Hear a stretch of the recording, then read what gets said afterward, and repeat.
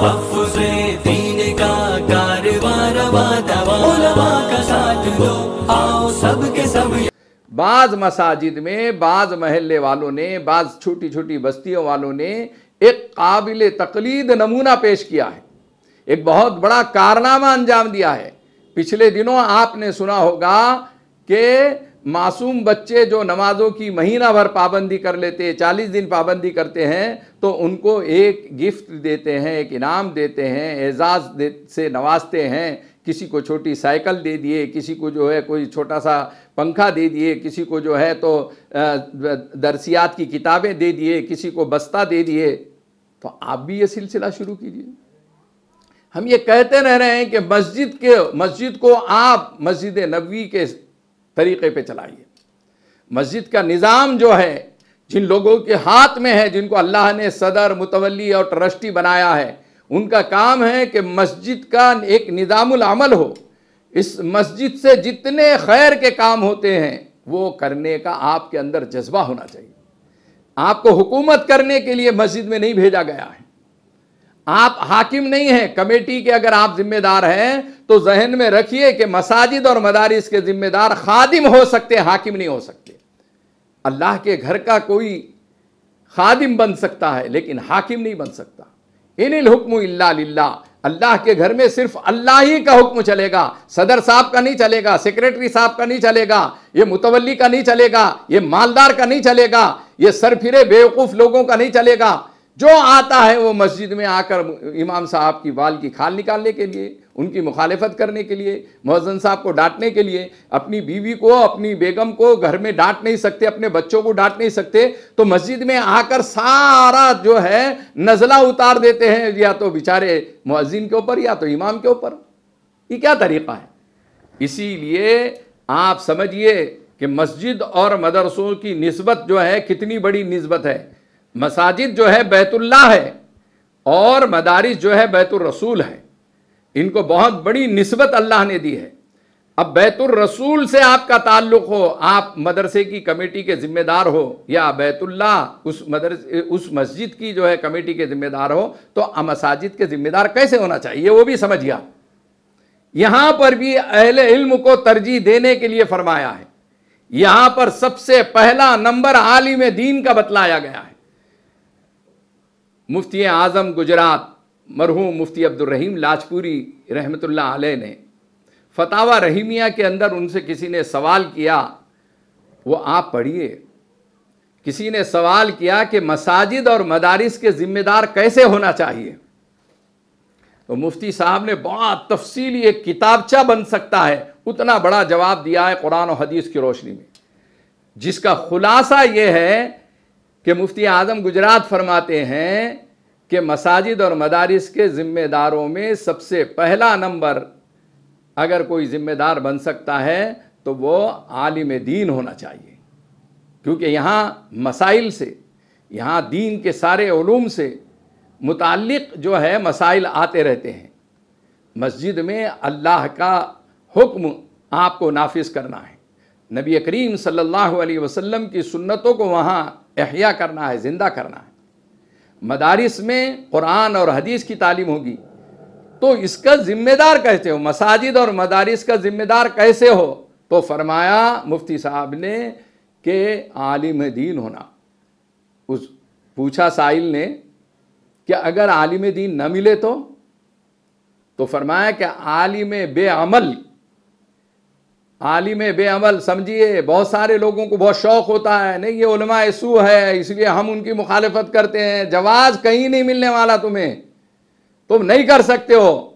علماء سو ہیں، ان کا عمل اگر غلط بھی ہے تو آپ کو اللہ تعالیٰ نے ٹھیکے داری نہیں دیا ہوا ہے، آپ کو اللہ تعالیٰ نے اس بات کی اجازت نہیں دیا ہے کہ آپ جو ہے ان کی بال کی کھال نکالے یا ان کی مخالفت کرتے پھرے۔ آپ دعا کرو، آپ سمجھا سکتے ہو تو تنہائی میں سمجھاؤ۔ علماء سو کو بھی حقیر نگاہ سے نہیں دیکھ سکتے، اس لیے کہ ان کا دوسرا مقام فرمایا مفتی صاحب نے۔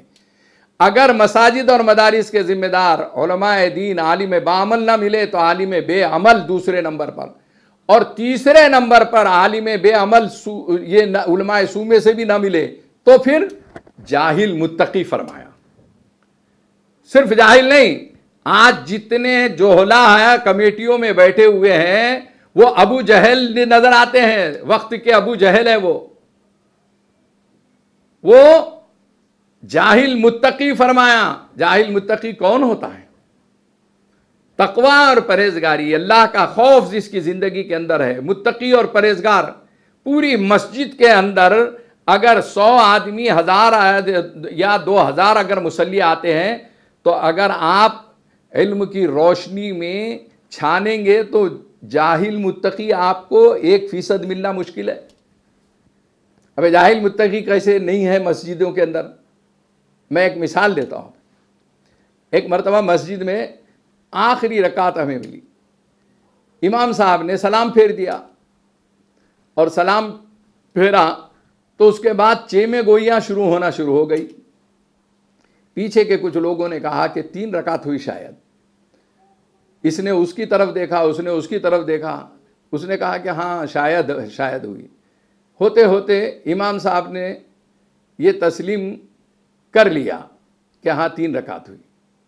اب آپ اندازہ لگائیے کہ پوری مسجد بھری ہوئی ہے، اگر کسی ٹینشن کی وجہ سے، کسی مسئلے کی وجہ سے امام صاحب سے بھول ہوئی، لیکن اتنے جو ہے مصلیوں میں ایک بھی متقی پرہیزگار خوف خدا کے ساتھ نماز پڑھنے والا مسجد میں صحیح طریقے سے اس نماز کی روح کو سمجھنے والا ملا نہیں۔ سب نے سلام پھیر دیا۔ کیوں کسی نے لقمہ نہیں دیا؟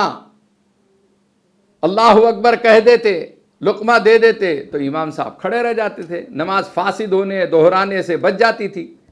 تو معلوم یہ ہوا کہ پوری مسجد کے اندر جوہلا بھرے ہوئے ہیں، ابو جہل کی اولاد ہیں، اور اسی امام کو کسی وجہ سے کیوں اس کی غلطی ہوئی یہ بھی پوچھنے کو کوئی تیار نہیں۔ آج امام صاحب نے اور ایک مصیبت میں ڈال دیے، ڈبل نماز پڑھنا پڑا۔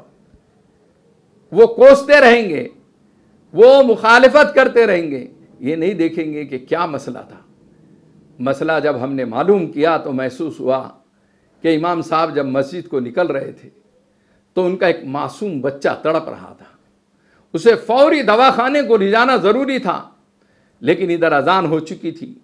انہوں نے سوچا کہ اللہ سے مانگیں گے اور پھر اس کے بعد لے جائیں گے۔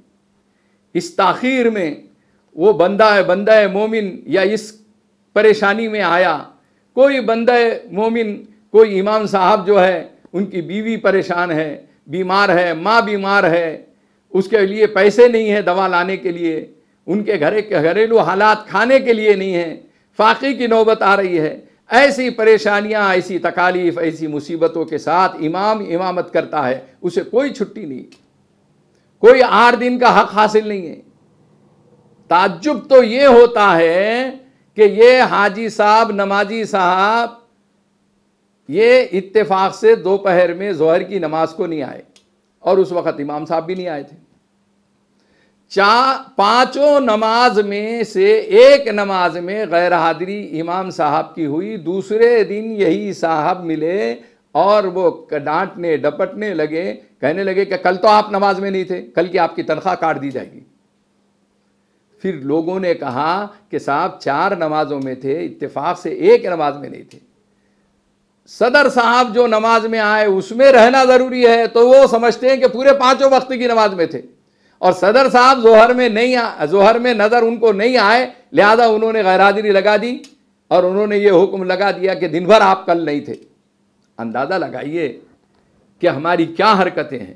ہے ہند میں انوکھا مرکز تحفظ دین، یہ دین کا ترجمہ ہے مرکز تحفظ دین۔